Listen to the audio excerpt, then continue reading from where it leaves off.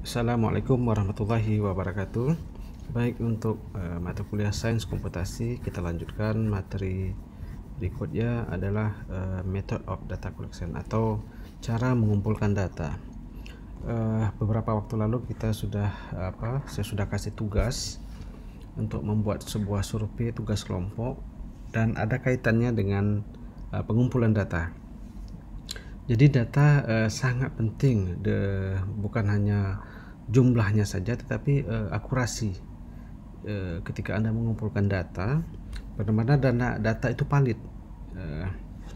Jika baik dari akurasi kuantitasnya atau parameter lain yang berkaitan dengan validity of data tersebut ya.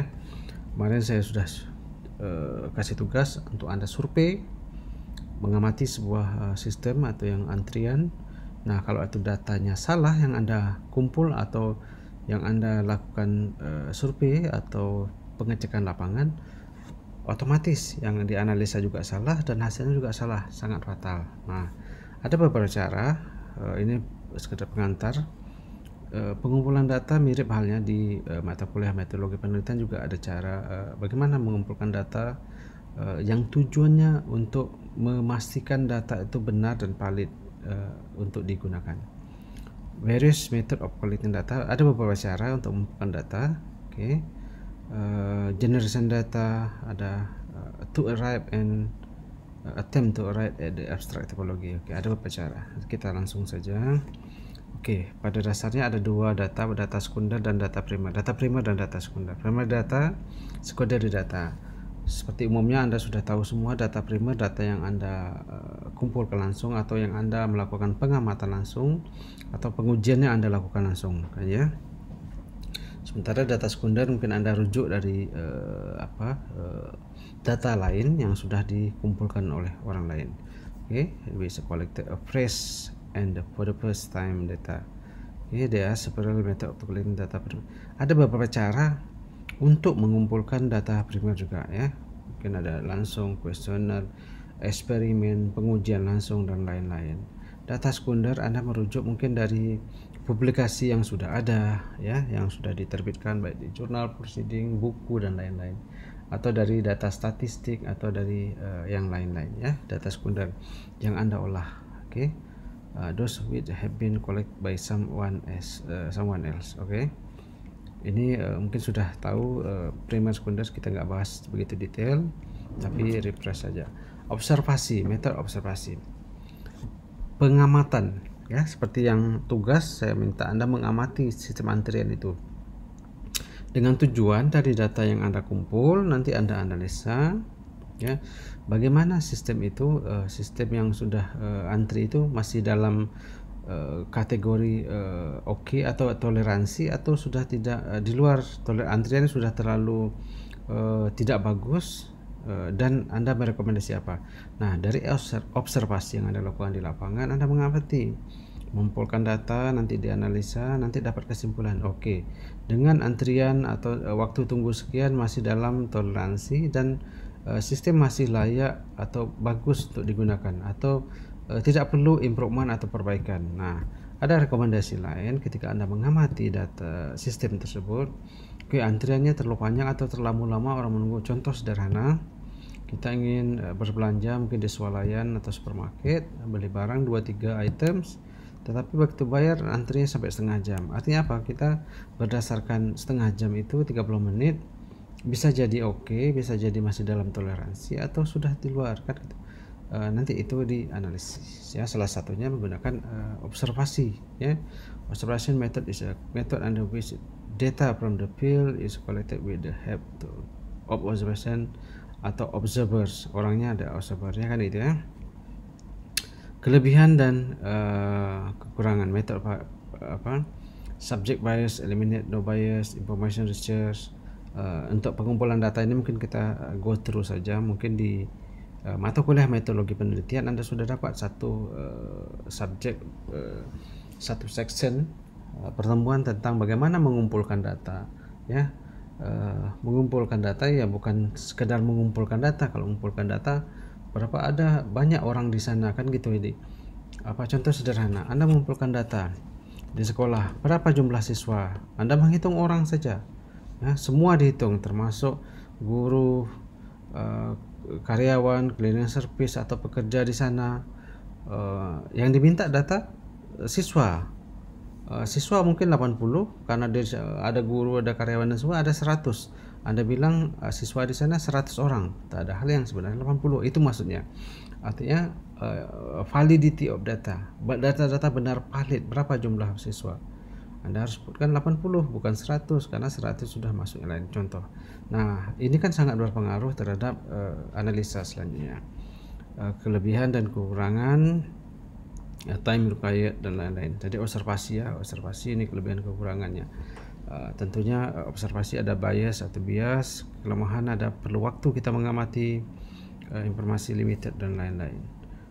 Data juga terbagi dalam struktur dan tidak terstruktur, unstructured data. Kalau data terstruktur mudah kita tinggal menganalisa saja. Contoh datanya mungkin dalam satu keranjang buah-buahan, pisang semua sudah terstruktur, sudah dipisahkan gitu ya. Keranjang untuk pisang, jeruk ini untuk pepaya dan lain-lain. Nah, apa itu data tidak terstruktur? Data yang sudah bercampur, kita harus memfilter lagi. Dalam satu keranjang buah-buahan itu macam-macam buah-buahan, ada pisang, ada pepaya, jeruk dan lain-lain, kan gitu ya. Itu yang tidak terstruktur, kita harus memfilter lagi, baru bisa dianalisa. Begitu juga when observation is done by characterizing style of recording the observer information, standardization, condition observation, kita harus menstruktur lagi, memfilter. Misalnya contoh lain, pengamatan atau observasi traffic atau lalu lintas di jalan. Kita ingin mengamati kendaraan pribadi atau mobil pribadi saja. Berapa? Kita pasang sistem atau mengamati, semuanya dihitung. Truk, bus, motor, mobil, kan gitu ya, pickup. Nah, kita ingin mengamati yang mobil pribadi saja. Nah, itu kita harus memfilter, ya, harus data yang diterima tidak terstruktur, kita harus menstruktur. Oke, itu maksud structured and unstructured observation, struktur ya. When observation is done without any true before observation, then is structured observation. Ini maksudnya tadi, kalau kita sudah mengamati, nanti kita harus menstruktur ulang. Ada beberapa faktor, ada hal untuk pengumpulan data, terutama nih kuesioner atau observasi atau interview langsung partisipan, ya. Partisipan siapa? Orang yang membantu dalam pemberian informasi atau data, ya. Observer is member the group with his observing the participant observation, gitu. Ada juga non participant observation, tidak ada yang tidak perlu dibantu atau informasi dari lain tidak diperlukan, bisa langsung mengamati. Oke, itu ada partisipan atau korespondennya, ya. Controlled observation, when the observation take place in natural condition, uncontrolled observation is done to get a spontaneous picture of light and person. Observasi yang terkontrol, maksudnya bisa pengamatan itu lancar saja, ya. Contoh Anda mengamati traffic tadi, tunggu di pinggir jalan, mengamati bagaimana pagi kondisi, bagaimana sore, bagaimana siang, bagaimana malam. Ada yang tidak terstruktur, tidak terkontrol, ya.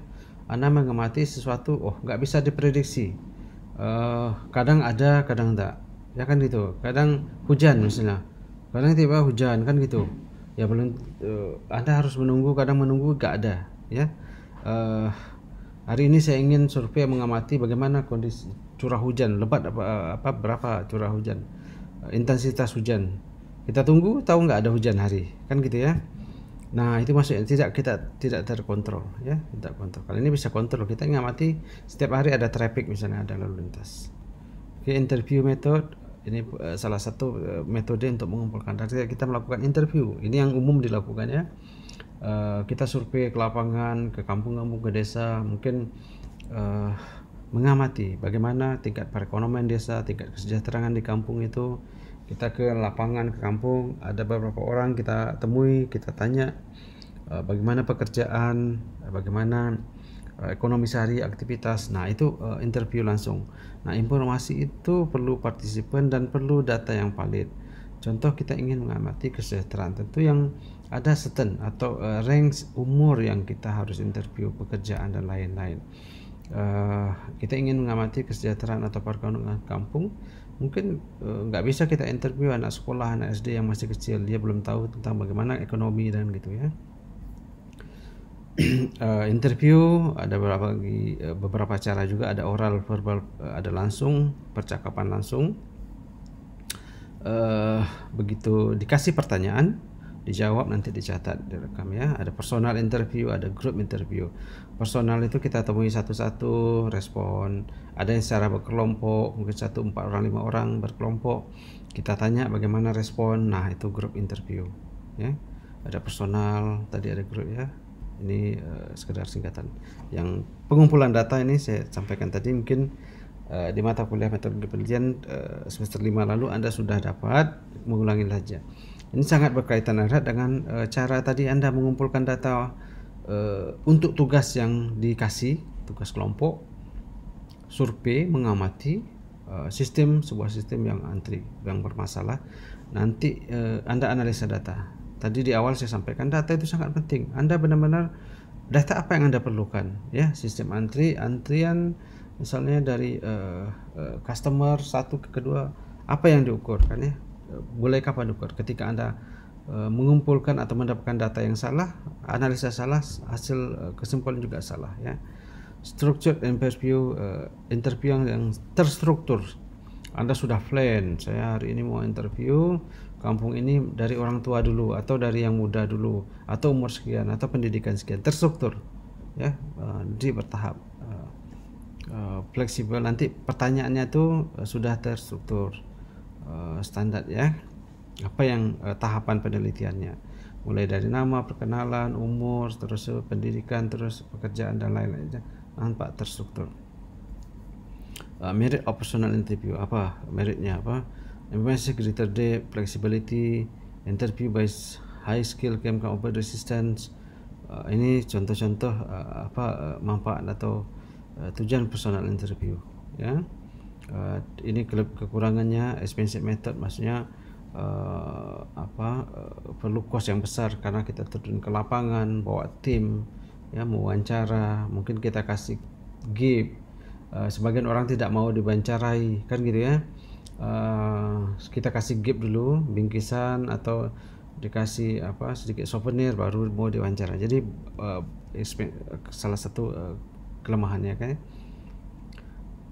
Ada juga telephonic interview, melalui online. Sekarang apalagi musim pandemi, banyak melakukan online, by interview by phone, interview by video call, video phone, conference dan lain-lain kan gitu ya. Contacting uncommon, flexible compare mailing method, faster and other method. Ialah karena melalui online kita bisa call kapan saja walaupun jaraknya jauh kan gitu ya, dengan waktu tertentu. Kita nggak perlu pergi ke lapangan dan lain-lain. Type of interview, reply can be recorded without embarrassment to the respondent. Kita bisa merekam interview, can explain requirement more easy kan gitu ya. No field stop required. Wide distribution. Ini contoh-contoh online atau telepon interview kan gitu, nggak perlu stop dan lain-lain. Nah, ini masih sambungan type online tadi atau telepon.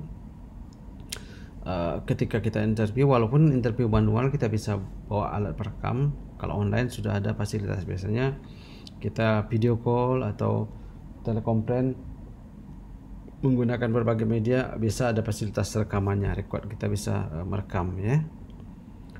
Little time is given respondent. Biasanya kelemahannya itu responden tidak mau berlama-lama di online kan gitu ya. Mungkin kebutuhan cost biaya komunikasinya kan gitu ya. Survey stick responden who telepon ya, terbatas siapa yang punya akses telepon saja. Bias, not suitable for intensive survey dan lain-lain. Oke, ini recap tadi. Ada structure interview, unstructured, focus interview, political interview ya, cara-cara bagaimana kita menginterview. Ini contoh. Nah, tugas berkaitan dengan tugas tadi, Anda mengamati. Ketika Anda perlu data lebih lanjut, Anda bisa tanya. Contoh, Anda mengamati antrian di supermarket atau swalayan. Anda mengamati. Ketika Anda memang perlu informasi lebih lanjut, bisa bertanya kepada staf di swalayan atau supermarket tersebut, ya. Ya, itu pengamatan atau observasi. Ada group interview tadi kita sampaikan, atau kualitatif and kuantitatif interview, ya. Individual interview tadi sudah bahas, selection interview, depth interview. Bagaimana kita menseleksi tadi, ya, siapa saja yang perlu kita interview. Contoh untuk analisa kesejahteraan misalnya di kampung ini, di desa ini, siapa yang perlu kita interview. Nah, kita harus, tidak semua sembarang orang juga kan yang dapat memberikan informasi kesejahteraan itu, ya. Kita ingin menganalisa di sisi mana, dari perspektif mana. Nah, ada approach-nya. Siapa yang mau diinterview?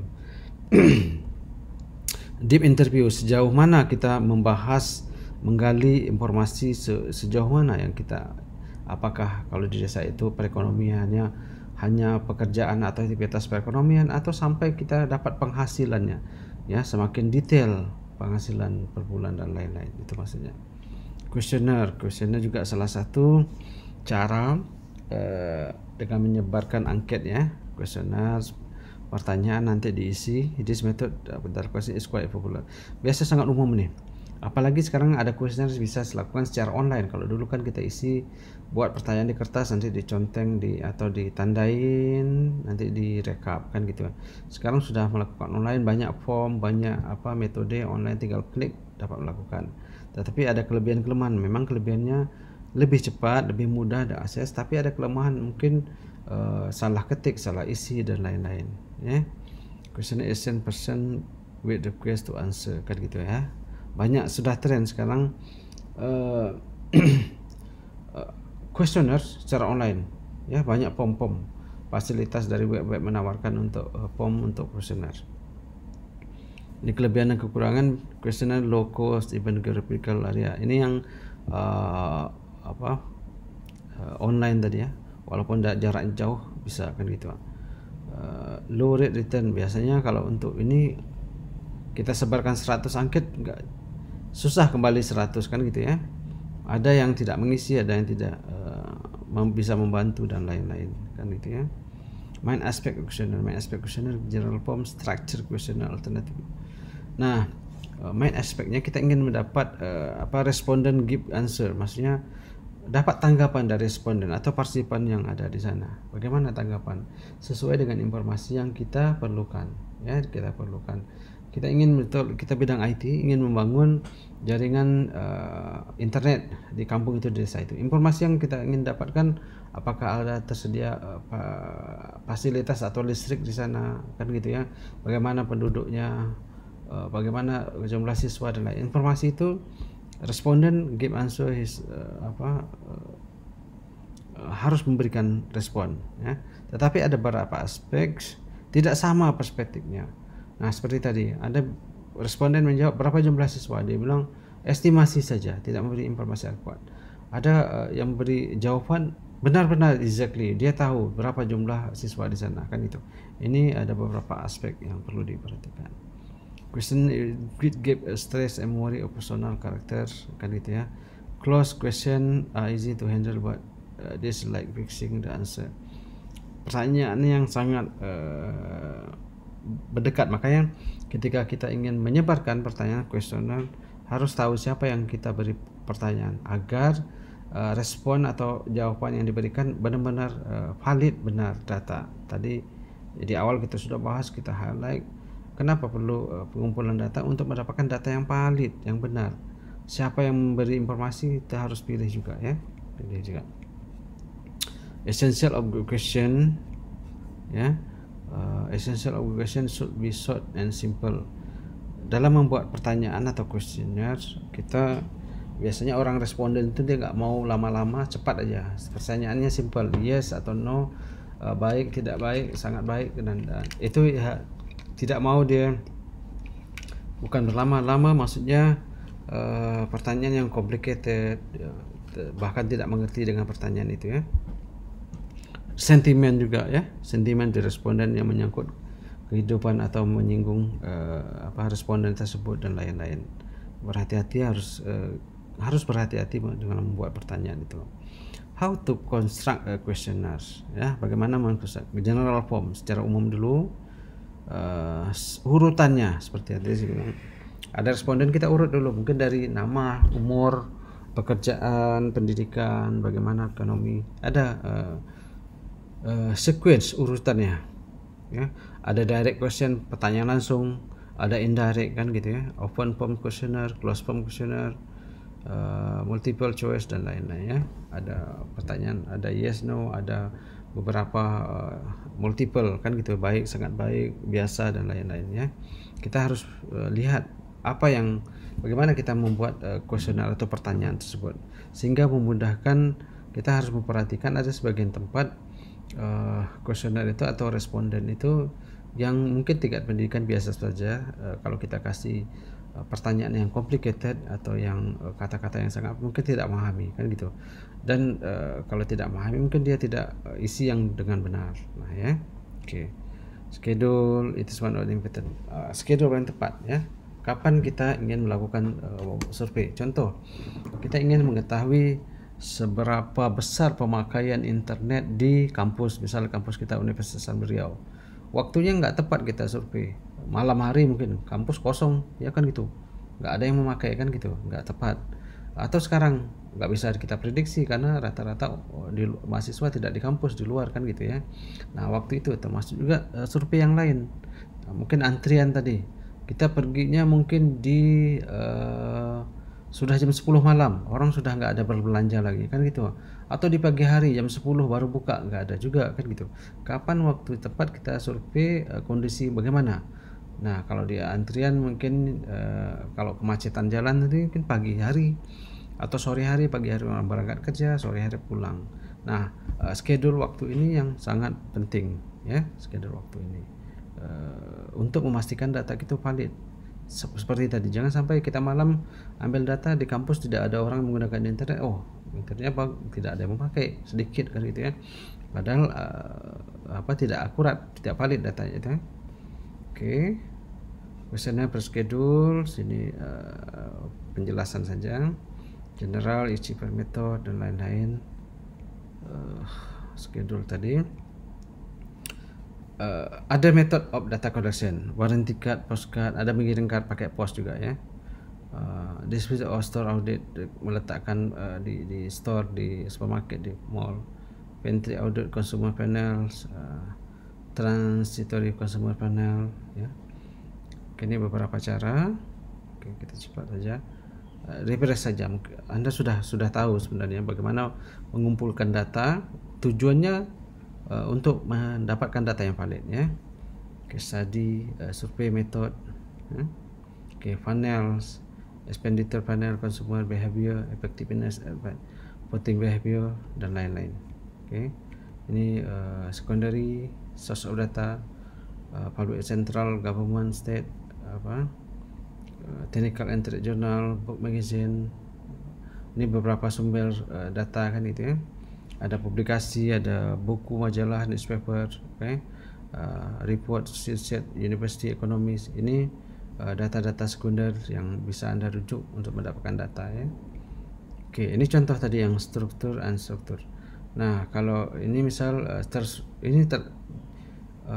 random numbers kan gitu, datanya tidak struktur, 08 semua. Anda bisa sort yang terkecil sampai yang besar, atau namanya ini tidak berurutan, Anda bisa sort dari A Z kan gitu, ya. Itu masuk data tidak struktur ke data yang terstruktur. Ketika Anda kecil sampai besar, Anda mudah mengamati kan gitu, ya. Mengamati untuk membantu. Oke. Faktor to be considered before using secondary data. Nah, secondary data memang cepat, nggak perlu biaya, kita hanya merujuk, tapi ada beberapa faktor yang perlu Anda perhatikan. Reliability of data, benar nggak data tuh, ya. Siapa yang ngambilnya, kapan ngambilnya, seperti yang disampaikan tadi, yang dia ingin mengamati penggunaan internet secara keseluruhan, diambil pagi, siang, malam. Nah, mungkin ketika Anda ambil, Anda mengamati malam saja, padahal itu salah. Anda orang itu responden lain dia mengamati secara keseluruhan kan gitu, ya. Pakai metode apa, waktunya kapan, ya. Suitability of data, object, scope, nature, originality, query dan lain-lain, ya. Apakah data itu adequate of data, level accuracy, seberapa tinggi tingkat keakuratannya ya. Ini harus diperhatikan, akurat nggak data itu ya. Jangan-jangan datanya nggak akurat seperti yang tadi seulang lagi di kampus sekarang pandemi, tidak banyak di kampus, hanya beberapa orang saja ya kan gitu. Padahal kita punya ada 20.000 lebih mahasiswa kan gitu. Area of difference, dense data adequate for study. Nah, beberapa perbedaan itu jadi menjadikan tidak akurat kan gitu ya. Selection of proper method and collection data, nature, scope, object inquiry, availability of fund, time factor, precision required, precision. Nah, precision ini ketelitian data ini dari sistem kita seberapa perlu ketelitian ya. Oke, mungkin ini pembahasan mengulangi lagi. Anda sudah dulu dapat di materi penelitian bagaimana method of data collection, pengumpulan data. Ini diulang lagi supaya membantu dalam tugas Anda juga ketika Anda melakukan tugas, mengerjakan tugas, Anda perlu mengumpulkan data itu. Diingatkan lagi, data yang Anda kumpulkan harus valid, harus benar ya, agar hasil yang data yang dianalisa benar, hasil juga benar kan gitu ya. Tadi tugas yang pengamatannya observasi antrian ya. Anda cari lokasi yang mengalami antrian. Oke, demikian untuk materi yang kali ini, method of data collection atau pengumpulan data. Semoga bisa membantu untuk pelaksanaan atau Anda melakukan observasi untuk tugas kelompok Anda. Ya, benar-benar Anda pilih nanti data yang valid, yang benar. Nanti akan mendapatkan hasil atau rekomendasi yang benar. Baik, demikian. Terima kasih. Assalamualaikum warahmatullahi wabarakatuh. Terima kasih sudah menonton video ini dan nantikan materi menarik lain pada video berikutnya. Serta jangan lupa untuk subscribe dan like. Terima kasih atas perhatian Anda semua. Wassalamualaikum warahmatullahi wabarakatuh.